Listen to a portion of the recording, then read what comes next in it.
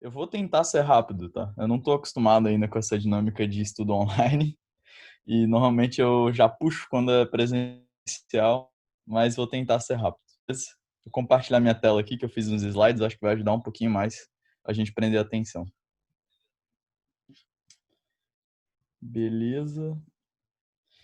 Galera, eu tenho pensado bastante sobre o período de quarentena e particularmente eu acho que para mim pesou muito todos os planos que eu tive que mudar, todas as coisas que deixaram de acontecer, começaram a rolar na minha vida que eu não queria. E eu achei que seria legal a gente refletir um pouco sobre paciência, esse, essa parte do fruto do espírito que muitas vezes a gente deixa de lado e acaba deixando aflorar alguns pecados, achando que eles são tranquilos, eles são a marca da nossa personalidade ou algum marco das coisas que estão nos cercando, assim, as situações que estão rolando na nossa vida. Bem, o Covid bateu forte para todo mundo, né? Acho que quem estava na escola ou faculdade começou a ter aula em casa, quem, sei lá, estava namorando ou noivando, teve que passar tempo longe da pessoa que ama. Os casados tiveram que ficar longe e conviver mais entre eles, não só às noites. E para quem é adolescente ou jovem que ainda mora com os pais, teve que conviver ainda mais com os pais, né? Então a gente foi jogado contra a parede para lidar com coisas que a gente não estava mais preparado ou que não gostaria de lidar, né? Mas de tudo isso, eu acho que a gente pode tirar que sermos colocados contra a parede, cara, e enfrentar essas coisas, fez com que a gente fosse apresentado para partes de nós e do nosso coração, que talvez a gente nunca conhecesse ou demorasse para conhecer se não fosse essa parada toda acontecendo, né? Para quem não sabe, eu sou noivo da Isa, acho que eu já falei isso todas as vezes que eu vim. Falo sempre que eu me apresento, que é parte da minha identidade. Mas a gente já tá noivo há 13 meses, um ano e um mês. Um ano e 2 meses, na verdade, 14 meses. Eu pedi a mão dela em casamento em março do ano passado e a gente tava nos finalmente quando a quarentena aconteceu, assim. Só tava faltando comprar ou alugar o meu terno, mas tudo já tava fechado, cara. A gente já tinha um lugar para festa, a gente já tinha comprado as passagens do pastor que vai celebrar nosso casamento, padrinhos e madrinhas convidadas, a comida já estava toda organizada, a banda, cara, tudo assim. Tudo dentro daquilo que a gente gostaria e entendia como principal para o nosso casamento já estava organizado, a nossa casinha já estava escolhida, a gente só estava esperando a mudança rolar. Eu ia pintar as paredes, cara, tudo no esquema. E aí, 45 dias antes do nosso casamento, rola o decreto de quarentena aí do governo federal e depois dos estaduais, municipais. E a gente, cara, entra numa espiral, assim, cara. Tudo que a gente mais queria, tudo que a gente estava se preparando há meses para acontecer, tudo que vinha em mente, todo dia que a gente acordava de manhã, do nada rola um bloqueio, assim, tipo, cara, não vai rolar. Deus coloca esse empecilho e a gente se vê, cara, entre a gente decidir remarcar e a gente ter a notícia de que ia rolar as restrições, né, de atendimento ao público, confinamento, e aí depois acabou progredindo para ninguém poder sair de casa. A gente teve um final de semana. A notícia são na sexta-feira, se não me engano, e a gente teve sábado, domingo até segunda, quando a gente resolveu assinar contrato e mudar a data do casamento e tudo mais. Cara, esses 2 dias em particular foram bizonhos, assim. Acho que a gente nunca lutou tanto em oração, a gente nunca se viu tão, cara, lutando contra nós mesmos, pensando, descobrindo ídolos que a gente nem tinha noção dentro do casamento, dentro do nosso relacionamento. E, cara, travou um pouquinho, né? Um, estão me ouvindo? Tá. Tá tudo ok pra mim. Não, É não que de vez em travou. quando ele fala que a minha conexão tá instável, aí eu vou perguntar pra vocês, Tá, beleza? tranquilo. Só pra não falar e correr o risco de se perder. Tá. Mas tá Mas, cara, tranquilo. no meio de oração, no meio de meditação na palavra, a gente se cercou de alguns conselheiros, assim, e da mesma maneira como da noite pro dia, com isso tudo, pareceu que Deus pegou uma pá e jogou pra cima da gente preocupações, medo, conflito, pecados. Da mesma maneira, na segunda, quando a gente decidiu remarcar, Deus pegou a mesma pá e tirou tudo de cima da gente e a gente experimentou uma paz sobrenatural, assim. Tudo que era conflito, tudo que era medo, tudo que era ansiedade, se tornou em confiança, paz, tranquilidade, descanso, assim. Então, foi maravilhoso, cara. A gente passou, depois de segunda-feira, assinando contrato, correndo atrás, ligando pra galera, pagando taxa, enfim, N coisas, dizendo pra gente que pra galera da mudança que não ia rolar de fazer. A gente passou 30 dias, cara, numa boa, lidando com tudo isso, vivendo tranquilo, na paz. Só que os 15 dias seguintes, cara, começou alguma coisa dentro do meu coração que explodiu, assim, de novo. Durante uns 15 dias eu fiquei como se fosse um cachorro com raiva, assim. Sabe aquele cachorro na casa da tia ou de um amigo que te odeia? Tipo assim, tu chega e tá lá no sofá, ou sei lá, ele tá no jardim, na garagem.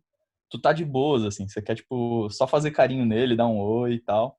Só que ele, cara, ele rosna pra você, ele te morde, ou então ele deixa você fazer carinho, mas depois de um tempo ele foge e late pra ti. Eu tava meio que nesse esquema. Com os meus pais eu tava assim, tipo, eu não tava conseguindo lidar com estar no mesmo espaço que eles, assim. Eu não tava conseguindo passar tempo com as pessoas que eu discipulava em chamadas online, assim. Eu não tava conseguindo participar de chamadas online do trabalho e de fora, porque eu já ficava cansado, assim, cara. Saco cheio, eu reclamava, eu tava injuriado demais, assim. Foram 15 dias horríveis.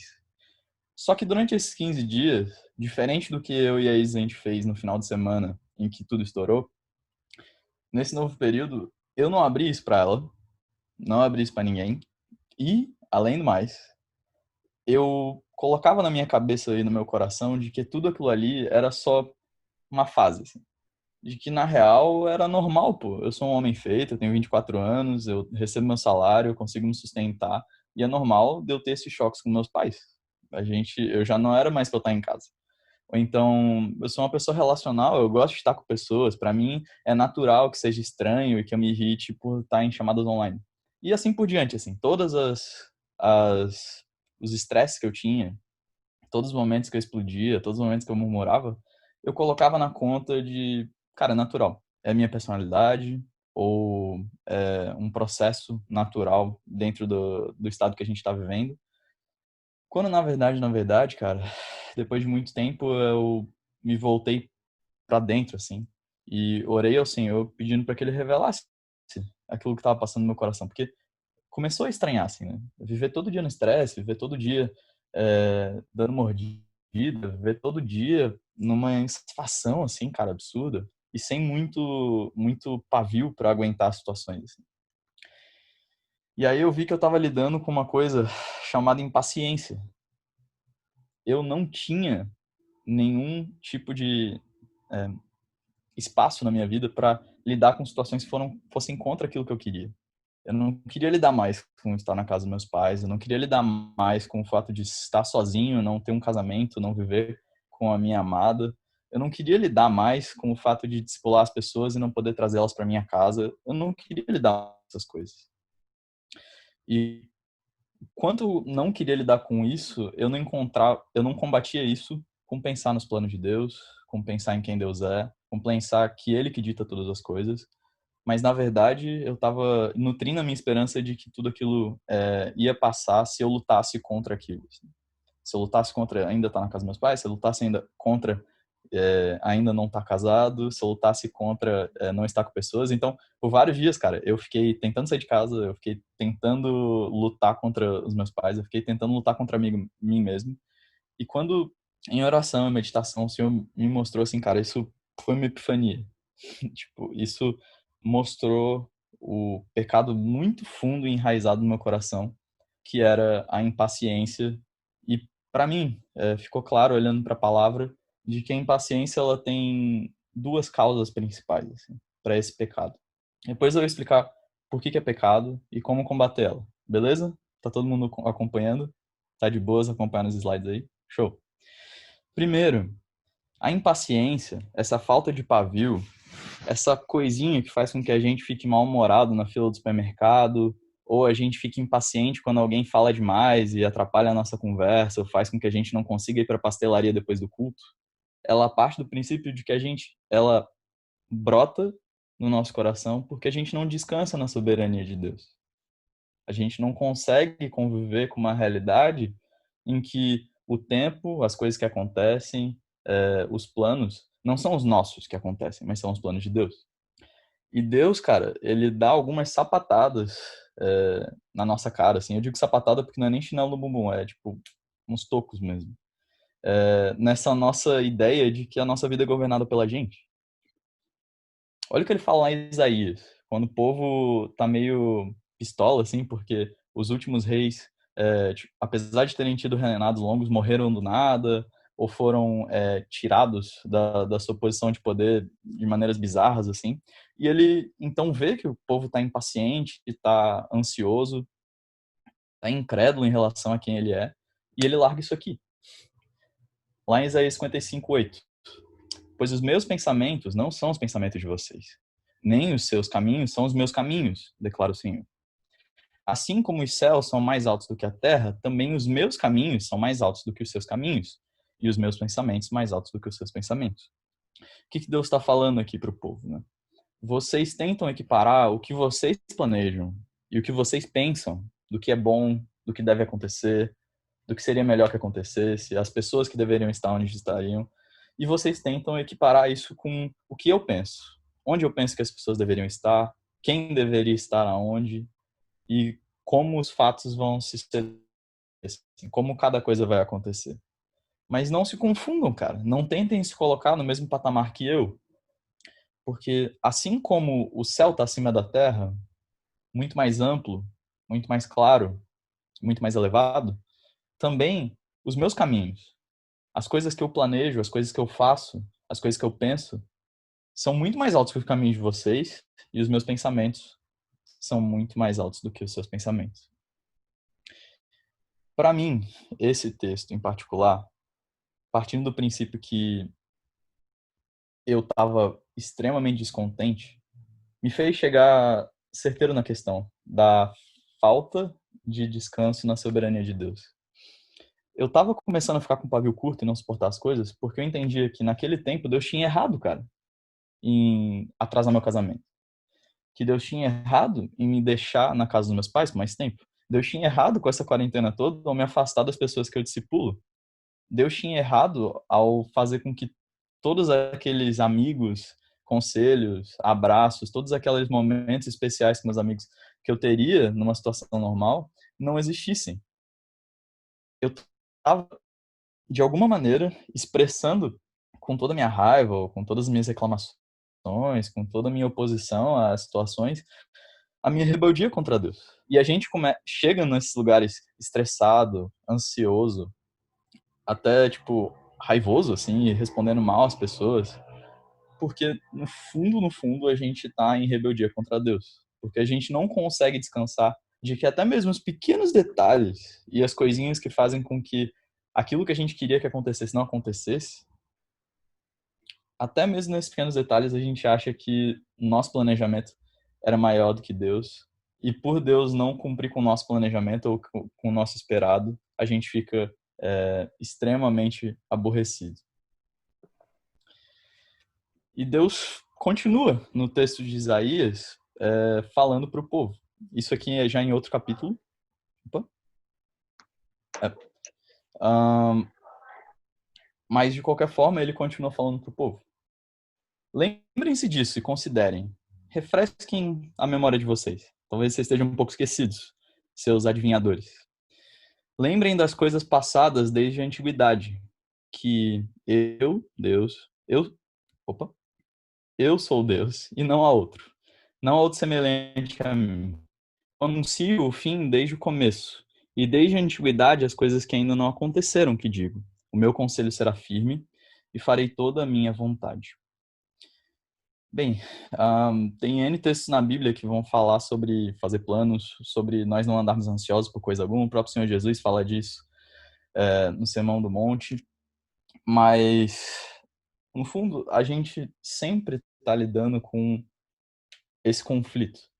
A gente não descansa na soberania de Deus, não só porque a gente não confia nele ou a gente acha que ele não está fazendo as coisas certas, mas é porque a gente acha que o lugar do trono da nossa vida, de cuidar de todas as coisas, de planejar todas as coisas, é nosso. É isso que Deus está questionando no versículo 8. A gente tenta adivinhar, ou prever, ou saber, ou instituir tudo que vai acontecer.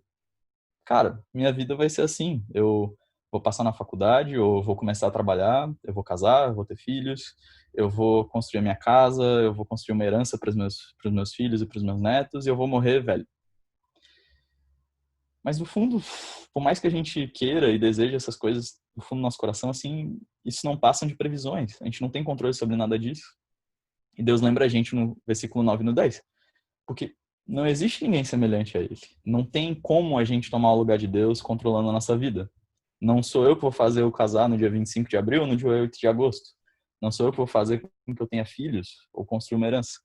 Na verdade, é que Deus é quem anunciou todas as coisas desde o começo. Desde o momento que o médico foi lá e tirou um pedrinho da barriga da mãe dele e deu um tapinha no bumbum e cortou depois no cordão umbilical, até a última pá de cal que vão jogar por cima do meu caixão, se é que eu vou ter um caixão e morrer num lugar digno, que pode ser que eu seja só jogado em qualquer lugar. Não existe nada que não tenha sido decretado por ele, e Deus vai lá e põe um ponto final nessa discussão toda de quem deveria ser o soberano sobre a nossa vida. Ele fala: o meu conselho será firme e farei toda a minha vontade. Independentemente de como a gente for viver, independente se a gente quiser ou não aceitar e descansar na soberania de Deus, tudo que ele quis fazer desde sempre vai ser feito. Não existia nada que fosse impedir que o Éden fosse criado, não existia nada que fosse impedir Jesus de ser crucificado, não existia nada que pudesse impedir de que nós fôssemos resgatados e convertidos pelo Evangelho, e não existia nada que vai poder impedir a volta de Jesus. Não existe nada que impeça a vontade de Deus, nem mesmo a nossa própria vontade e a nossa rebeldia contra a vontade de Deus. E quanto mais a gente passar tempo lutando contra a soberania de Deus, mais a gente vai ficar desgostoso da vida e mais a gente vai ficar amargo uns para com os outros. É o que vai fazer quando você não passa, talvez, né? Eu não sei quem aí tá na fase do vestibular. Se você não passa no curso que você achava que era o melhor e você passa em outro, ou você precisa começar a trabalhar, a gente criar um rancor para com a faculdade que a gente faz, ou o trabalho que a gente assume, um rancor contra os nossos pais, que para o nosso bem nos aconselham a prosseguir, um rancor contra nossos amigos, que talvez estejam fazendo o que eles gostariam, porque no fundo, a gente só, com tudo isso está dizendo na cara de Deus, com o dedo bem apontado, de que ele não fez aquilo que ele deveria fazer. E por isso que nós somos impacientes. Nós não descansamos em Deus ser soberano.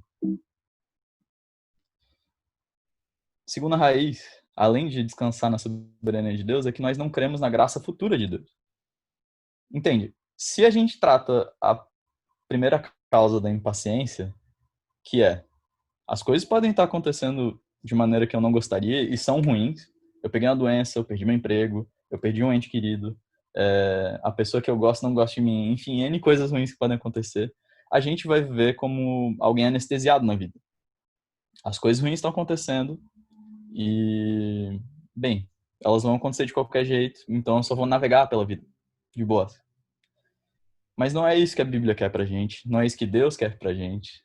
Não é por isso que Cristo morreu, para que a gente vivesse anestesiado contra as dores e males da vida e não desejasse nada na vida porque nada vai ser do jeito que a gente quer. Não é isso. Na verdade, a impaciência também brota porque a gente não crê na graça futura de Deus. Acho que é muito fácil pra gente pensar, talvez, numa criança, quando a gente é criança e a gente quer fazer algum passeio que a gente, cara, gosta muito, assim. Eu não sei vocês, eu sou carioca, mais que não devo perceber pelo meu sotaque. E na década de 90, quando eu era criança, passava muita propaganda do Beto Carreiro na TV, assim. E pra mim, cara, um passeio que eu queria muito fazer era vir pra cá. Era pra, talvez o Manezinho seja um negócio bem banal, né? Mas pra um carioca vir pro Beto Carreiro era, assim, um negócio descomunal, cara. Era tipo ir pra Disney, assim. E por muito tempo, estudar, por alguns meses na real, né? Parecia muito tempo, mas acho que meus pais prometeram que a gente viria em, sei lá, setembro, ali, perto do final das aulas, e a gente ia vir nas férias de verão, em janeiro.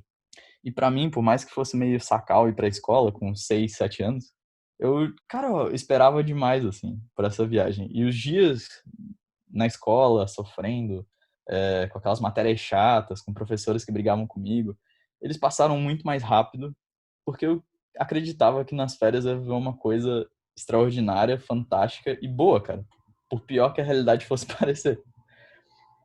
E no fundo, não é que a gente só tem uma esperança lá na frente, como eu tinha, e como a gente tem na volta de Jesus, mas a gente tem esperanças de que, mesmo passando por dias difíceis, dores, lutas, existe uma graça futura que Deus vai nos dar e talvez já esteja dando.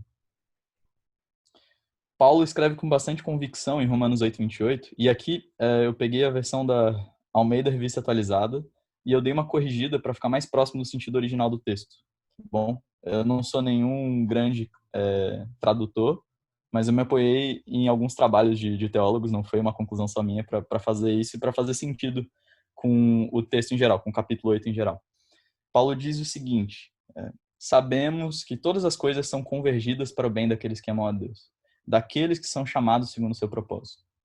Por que convergidas? Porque no texto original a ideia é como se fosse assim uma barra de metal que Deus esquenta e ele dobra assim, ele faz convergir aquilo, ele molda aquilo para que sirva para o propósito dele. E o propósito pelo qual todas as coisas acontecem é para o bem daqueles que amam a Deus. Deus pega todos os acontecimentos, todos os episódios, todas as coisas ruins, boas e até banais que acontecem com a gente, e ele molda essas coisas para que elas sirvam para o nosso bem, para nós que amamos a Deus. Fomos chamados segundo o propósito dele no Evangelho. Agora, esse texto é muitas vezes pela gente, assim, a gente cria expectativas, sei lá, bobas em cima dele, assim, né? A gente pensa que tudo que vai acontecer na nossa vida é para nossa felicidade, algumas pessoas acreditam nisso, ou todas as coisas que acontecem na nossa vida são para que a gente viva bem, quando na verdade o bem daqueles que amam a Deus, olhando para a Bíblia inteira, conhecer a Deus, se satisfazer nele e esperar nele até que ele venha. Esse é o bem. Então, independente do que esteja acontecendo na nossa vida, seja a morte do nosso cachorrinho que deixa a gente triste, ou uma doença terminal, ou uma mudança inesperada porque a nossa família, nosso marido, nossa esposa, seja lá qual seja o seu contexto, teve que se mudar, todas essas coisas produzem em nós a oportunidade de conhecer mais a Deus, de se alegrar mais em Deus e de esperar mais em Deus. Por isso a gente tem que combater essas duas noções falsas que a gente tem, de que a gente é soberano sobre a nossa vida, quando na verdade Deus é soberano, e de que nada de bom vai acontecer e as coisas não vão passar, o que é uma mentira, porque em última instância tudo que acontece para que nós recebamos esse bem de Deus, que é conhecer Ele, estar nele e nos satisfazer nele. Tiago se preocupa com isso, esse é o texto que eu vou querer entrar mais de cabeça, eu não sei quanto tempo que eu tô aqui, eu acho que eu tô há 20 minutos já, né? Eu vou tentar ser rapidinho. Tiago se preocupa aqui em exortar a galera a ser paciente. E esse texto cabe pra gente, tá?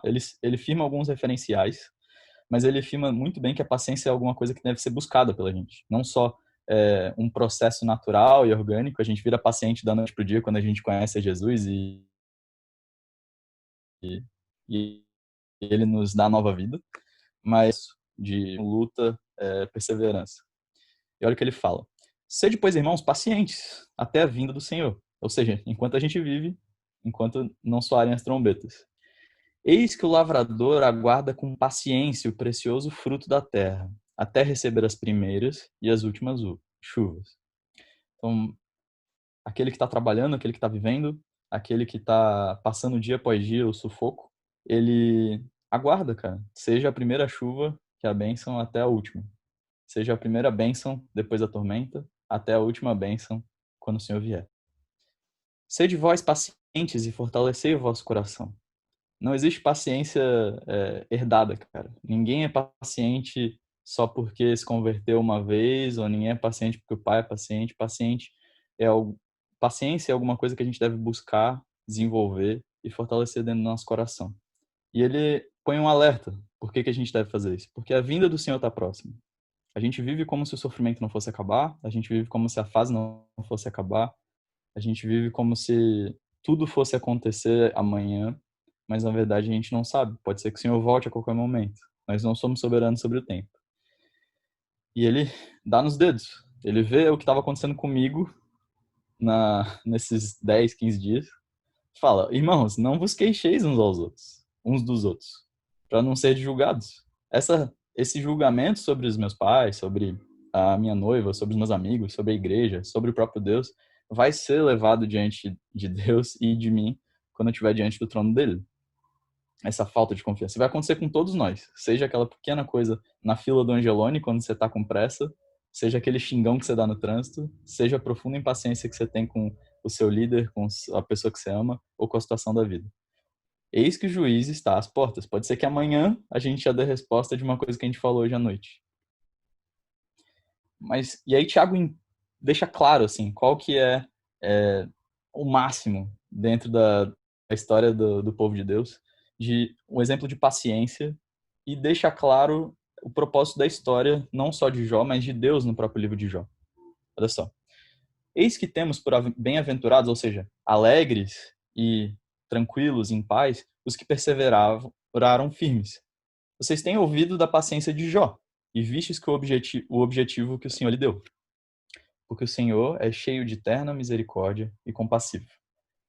Ali, se você estava acompanhando, ou se você olhar o texto, a palavra que é usada é fim, mas ela também pode ser traduzida por objetivo, tá? E o ponto é, mesmo Jó tendo passado por todas aquelas coisas terríveis, perder família, perder bens, perder riquezas, perder terras, perder os amigos, perder a esposa, não que ela tenha morrido, mas ela se afastou, e sofrer aquelas chagas no corpo de ficar se coçando, ainda assim no final fica muito claro o objetivo que Deus deu, não por aquilo que Deus fala, mas por aquilo que Jó fala e que foi produzido no coração dele. E Tiago põe ponto final, assim. Ele estabelece a referência de Jó e ele põe um ponto final em tudo aquilo que acontece com a gente e aquilo que Paulo fala lá em Romanos 28 sobre o bem daqueles que amam. O Senhor é cheio de terna misericórdia e compassivo. Independente do que aconteça com a gente, seja aquilo que a gente quer e a gente não quer, Deus botou esse ponto aqui na minha vida, esse acontecimento ruim, para que eu fosse mais paciente. E mesmo que ser mais paciente seja difícil de engolir, assim, cara, tá beleza, eu aguento mais pancada, eu aguento fases piores da vida, ainda assim isso é o Senhor sendo cheio de misericórdia e compassivo pela gente, nos dando capacidades que antes a gente não tinha, nos dando mais fé nele, nos dando um coração mais próximo de Jesus. Ainda assim, o objetivo de Deus, com até mesmo a vida ruim de Jó, era fazer com que Jó estivesse mais próximo dele, esperasse mais nele, se satisfizesse mais nele. Eu queria pular para Jó para a gente já partir para o final. Olha o que acontece com Jó, cara. Olha o que acontece com o coração de Jó. Que ele fala: bem sei que tudo podes e que nenhum dos teus propósitos pode ser impedido. Quem é este que sem conhecimento encobre o conselho? Por isso relatei o que não entendia, coisas que para mim eram inescrutáveis e que eu não entendia. Olha o Jó aí, também sendo impaciente, também reclamando, também sendo chato com Deus e praguejando contra Deus, que nem o Pedro por causa do casamento dele, que nem você na situação da sua vida.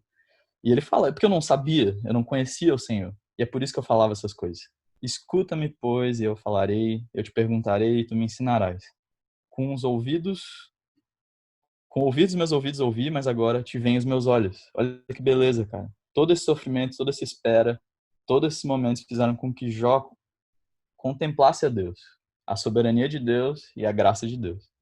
Por isso, o movimento que o nosso coração deve fazer quando a gente vê que é impaciente, a referência que Tiago coloca de Jó é a seguinte: me abomino e me arrependo no pó e na cinza. Quando a gente percebe, mesmo nas pequenas coisas, de que a gente está sendo impaciente porque a gente não descansa na soberania de Deus e não crê na graça futura de Deus, de que Deus vai ser bom para com a gente tem que reconhecer que a gente está em pecado, que a gente está sendo insubmisso a Deus e a gente está sendo incrédulo. E por isso a gente tem que se arrepender. Se arrepender. Colocar o nosso coração diante de Deus, colocar os nossos medos diante de Deus, nossas ansiedades, mas também colocar as nossas ofensas diante de Deus. Deus, perdão, eu não criei no Senhor, eu não criei que o Senhor era Senhor sobre o tempo, eu não criei que o Senhor estava usando esse episódio ruim para tratar o meu coração, ou para comunicar do Senhor para mim, para me fazer mais próximo do Senhor. E é isso que Jó faz. Ele se humilha diante de Deus. Ele reconhece o estado que ele estava, de que Deus está lá em cima, como os céus, e ele tá aqui como a terra, bem baixinho. E, beleza, Jó reconhece a soberania, a graça de Deus, se humilha, mas olha que beleza, cara. Ele reconhece que todos os eventos foram colocados por Deus, e depois Deus derrama a sua graça, que era futura, mas agora é presente na vida de Jó. Olha que beleza, como termina o livro. Mudou o Senhor a sorte de Jó, quando este orava pelos seus amigos, e o Senhor deu-lhe o dobro de tudo o que antes possuíra. Então vieram a ele todos os seus irmãos e todas as suas irmãs, e todos quantos dantes o conheceram, e comeram com ele em sua casa, se condoeram dele, e o consolaram de todo o mal que o Senhor lhe havia enviado. Cada um lhe deu dinheiro e um anel de ouro. Assim abençoou o Senhor o último estado de Jó mais do que o primeiro, porque veio a ter 14.000 ovelhas, 6.000 camelos, e 1.000 juntas de bois e 1.000 jumentas. Também teve outros 7 filhos e 3 filhas, e em toda aquela terra não se acharam mulheres tão famosas como as filhas de Jó, e seu pai lhes deu a herança entre seus irmãos. Então morreu Jó, velho e farto de dias. Se essa história não nos ensina sobre um Deus que é Senhor, mas também é bom, eu não consigo imaginar nenhuma outra que consiga ser tão clara nisso, assim. Por tudo que Jó sofre e por tudo que Jó recebe também, no final. Tem uma frase do Piper que para mim é fantástica, assim. É do livro Lutando contra a Incredulidade. Quem não leu, se quiser ler, cara, é fantástico. E fala muito ao coração. Mas a paciência, que é um fruto do Espírito, é a capacidade de esperar e persistir sem murmuração e desilusão. Esperar no local não planejado, ou seja, na fase de vida que você tá, na casa que você mora, no emprego que você tá, na sua igreja, e persistir no ritmo não planejado. Eu não queria estar trabalhando tanto, cara, eu não queria estar sofrendo tanto, eu não queria estar tão isolado, mas a paciência, o verdadeiro fruto do Espírito se dá quando a gente repousa naquilo que Deus quer que a gente faça no momento e no Deus em quem a gente confia. Bem, como combater, né? Eu vou tentar ser o máximo de rápido possível. Eu sei que eu já menti, porque eu falei que ia tentar me segurar, mas já deu meia hora e pouquinho. Primeiro, para e pensa, medita, tá? Não ache que depois de ouvir isso ou refletir em textos sobre paciência, você vai virar paciente. E você vai detectar na hora assim, meu Deus, é nisso aqui que eu sou. Se exercita, cara. Quando terminam os seus dias ou quando termina alguma coisa que está acontecendo, dá uma parada assim. Pense em tudo aquilo que aconteceu, naquilo que você falou, naquilo que você sentiu, naquilo que passou pela sua cabeça e o que provocou aquilo. Muito provavelmente durante a quarentena, mais do que qualquer outro momento, a gente vai demonstrar impaciência, descontentamento com o que Deus tem feito, e a gente vai estar triste e aborrecido porque as coisas não estão acontecendo do jeito que a gente queria. Quando a gente identifica tudo o que aconteceu, que se move no nosso coração, o que nos motiva a não confiar na soberania de Deus e não nos satisfazer nele, a gente deve colocar o nosso coração diante de Deus como fez Jó. Nos humilhar, buscar em Deus perdão e principalmente buscar em Deus esperança, conforto para os dias difíceis e principalmente pedir para que Ele nos dê um coração como o de Cristo que descansa na soberania dele e nos planos dele. Não só a oração, mas também firmar nossa fé na soberania de Deus e a graça dele na palavra. Acho que é muito bom trazer um próprio texto que Jesus usa a palavra para combater Satanás, porque ele confia no Senhor. Quando Satanás tenta Jesus para que ele mesmo provesse os pães e para que ele mesmo se dê poder sobre a terra, Jesus lembra de que o Senhor é o provedor, e Jesus também se firma, na verdade, que Deus é soberano sobre a terra e que ele não deveria se curvar sobre mais ninguém. Então, não tem um instrumento melhor para moldar o nosso coração e nos proteger das tentações, dos momentos que a gente vai balançar, senão a palavra de Deus. Então, procure ali. Cara, Isaías é fantástico para isso. Procure Isaías, procure Jó, procure Tiago. Se munam de palavras que vão ficar decoradas e pintadas dentro do seu coração, esculpidas dentro do seu coração para os momentos difíceis. E quarto, se cerque de conselheiros que descansam na soberania e na graça de Deus. É incrível assim, cara, porque os amigos de Jó, eles eram boçais, assim, em alguns momentos no livro, mas no final Deus usa eles para consolar Jó. Porque mesmo no endurecimento, na impiedade do coração dele, da incredulidade do coração deles, depois usa eles como instrumento de graça. Se cerque de conselheiros quem são seus amigos hoje? O que que eles dizem quando eles te consolam? Ah, não, tá tudo bem. Aquela empresa não era boa o suficiente para você. Ou, ah, tá tudo bem. O casamento de vocês vai ser ainda melhor do que isso. É, tudo bem, tem vários conselhos válidos e vários conselhos inválidos nisso tudo, mas o que vai trazer de fato assim conforto para o nosso coração, o que vai trazer de fato é, rédeas assim e uma viseira certa para gente das situações são amigos que nos lembram da soberania e da graça de Deus, de que existe um Deus que reina e nada acontece sem que ele decrete, mas também esse Deus, esse rei, ele é bondoso e gracioso, e em algum momento nós vamos desfrutar da graça dele, seja agora, seja daqui a alguns meses, ou seja quando Jesus voltar. Tem amigos que te lembrem disso. E se você é um amigo que ainda não lembra seus amigos disso, lembre seus amigos disso. Console seus amigos com a soberania e a graça de Deus. Só assim nosso coração vai ser paciente, descansar e viver feliz.